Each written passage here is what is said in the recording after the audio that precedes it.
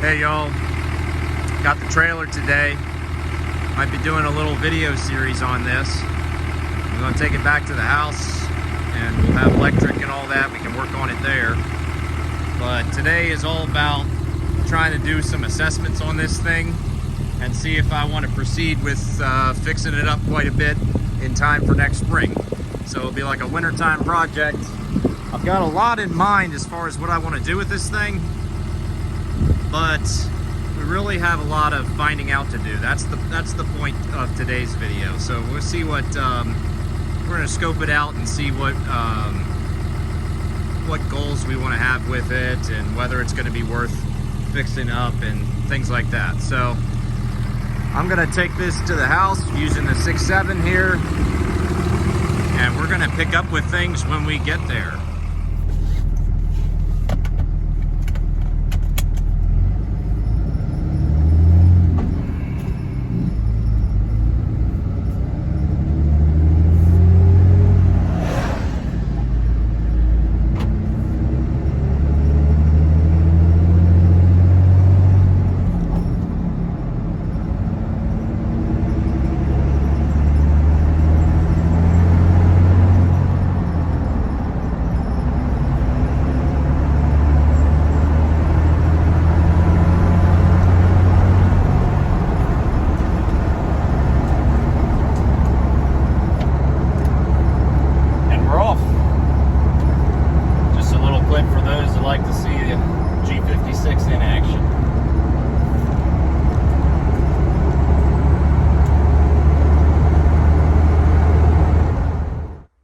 We've reached our destination. Trailer is in its spot where it's probably going to be sitting for a while, and no problems with the truck or the trailer on that 25-mile haul.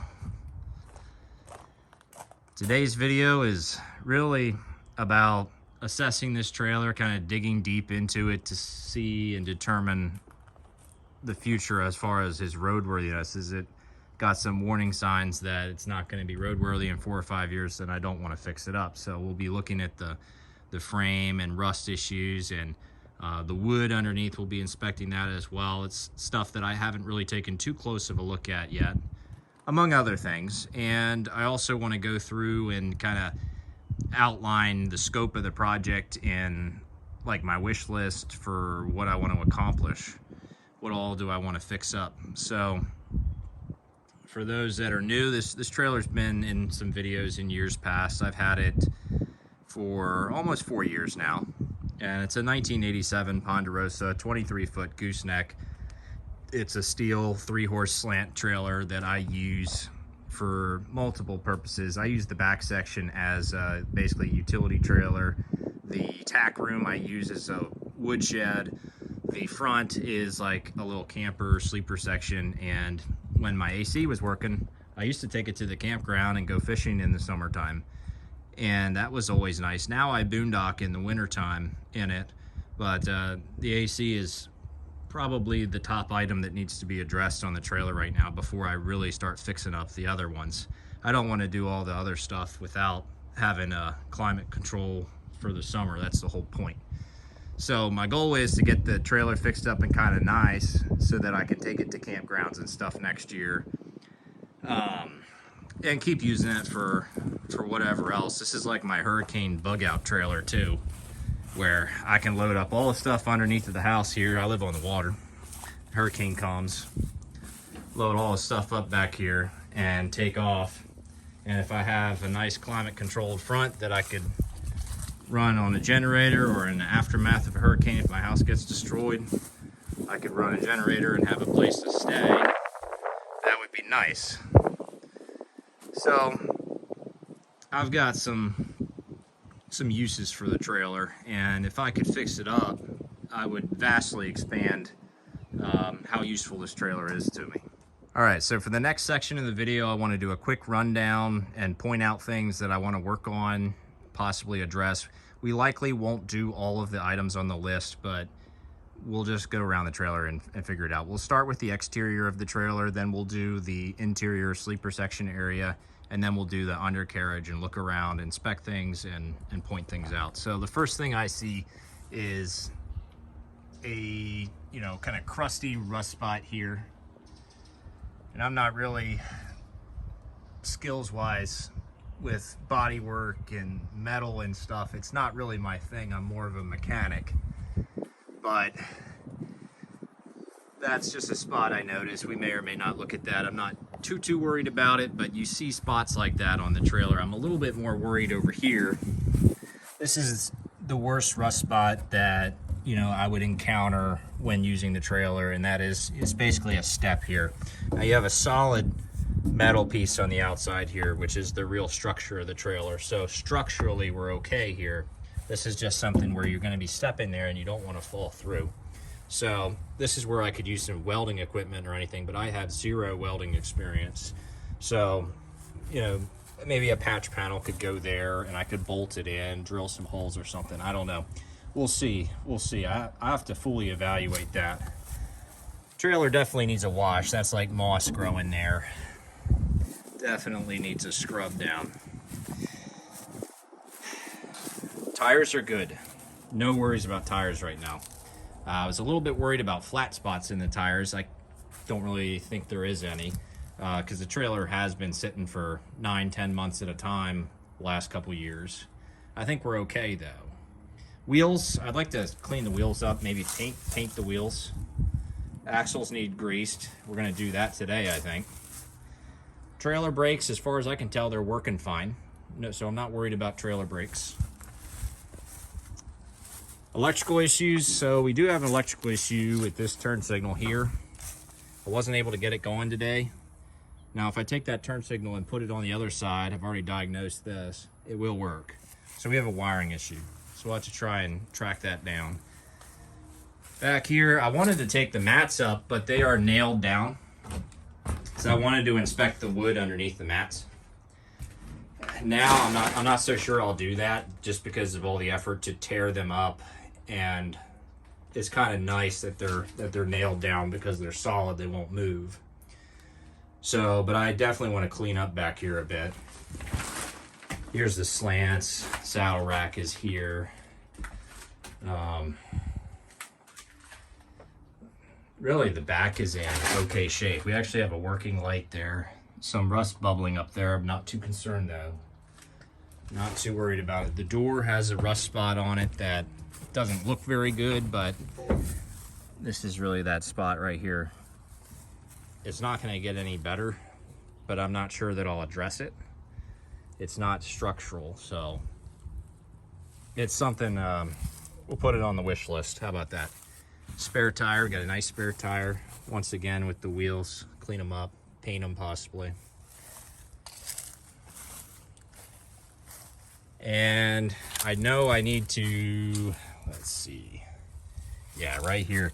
So you can see there's like this caulk and it's even got like factory paint on it, so it's old. I think we have, and when we get inside, we'll see this, some moisture getting inside through here. This needs to be resealed with silicone or something. Besides that, I have no roof leaks. Resealed the roof a couple years ago and it's been dry ever since. More rust spots here. It's more of it's surface rust, but it's turning into a bit more than just surface rust now. That's really the exterior of it. I mean, we got a lot of mud wasp nests all over that we'll try and get off. I greased the gooseneck up too. It's got a grease zerk on it.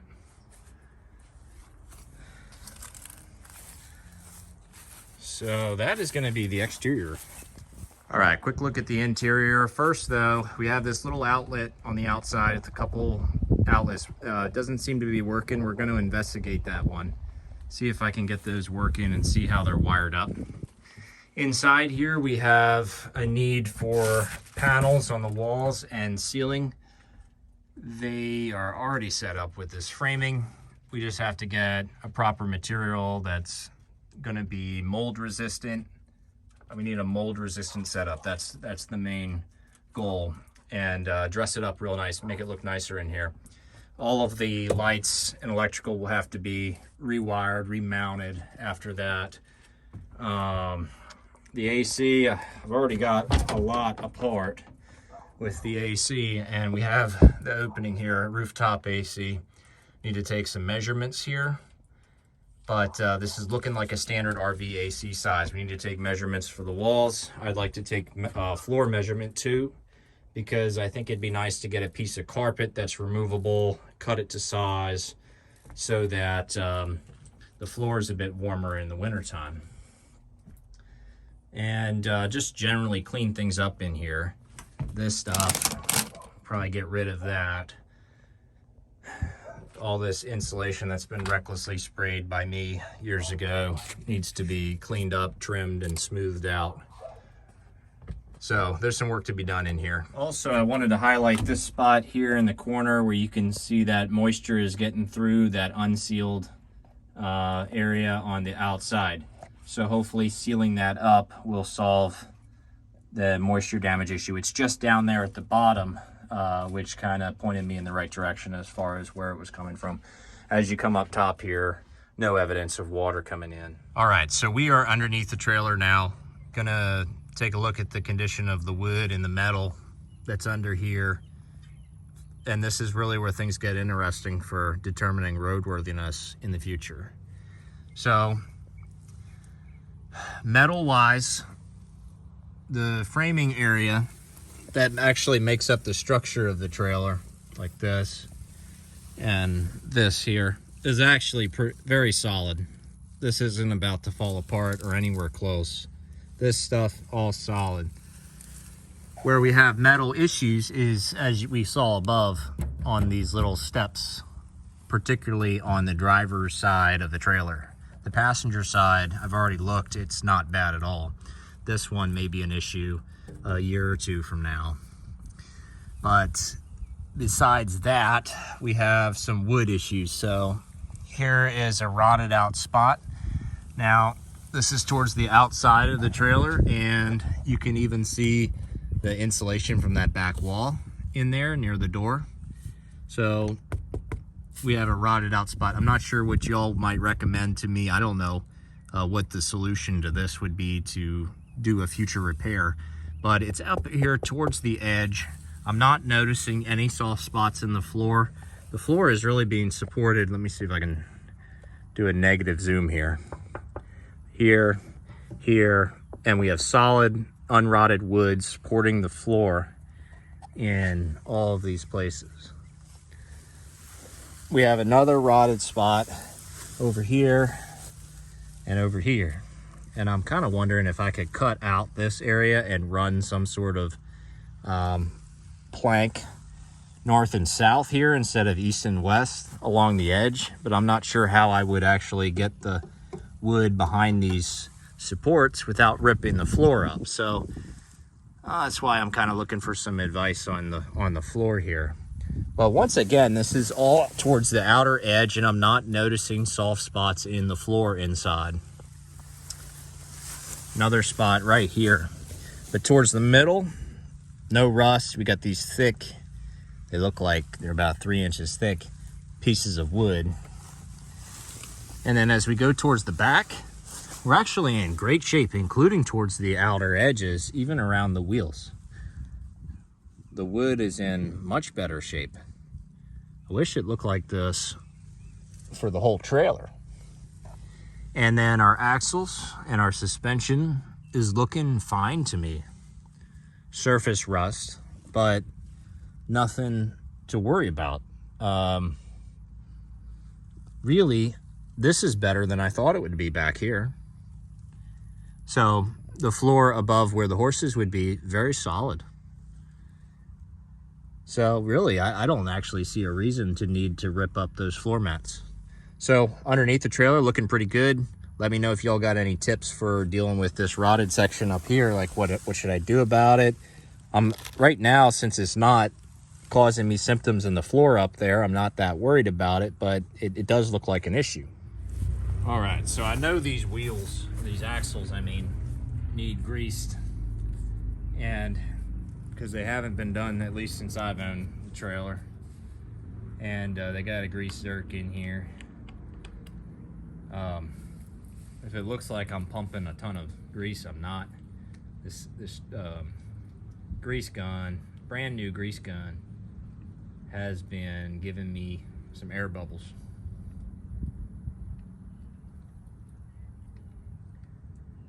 We don't have trailer brakes on this axle anyways. Thinking that.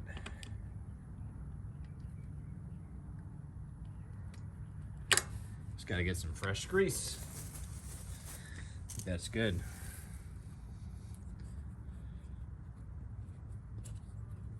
There's one.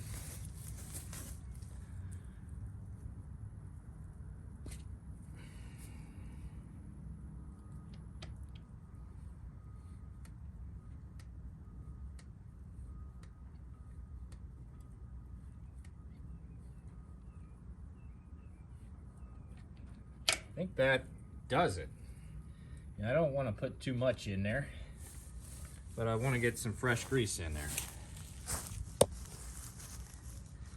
So everything seemed normal on this side with the axles. When I came over to this side and I popped off this one, it's already been re-greased, but it looks like it might have got water in it at some point. And you know, I got some fresh grease in there now. I mean, there's still old grease in there, but it looked like there could have been some rust mixed in with that. And this one actually looked okay. It was just drier in there than the other side was. So I think this grease was definitely needed, especially on this side of the trailer. Here's the old grease I was using in my front suspension, but didn't want to use it for wheel bearings. And I got a new grease gun over here because I thought I was going to run two greases. And I got the 274, which based on my research is more suitable for wheel bearings. But this is also good for your gooseneck and fifth wheel hitches, and I'm even reading that people are using it for their front suspension, so I'm going to try it out in my truck, front suspension, since I'm out here doing a rotation today, but this is what I'm going to be using in the trailer.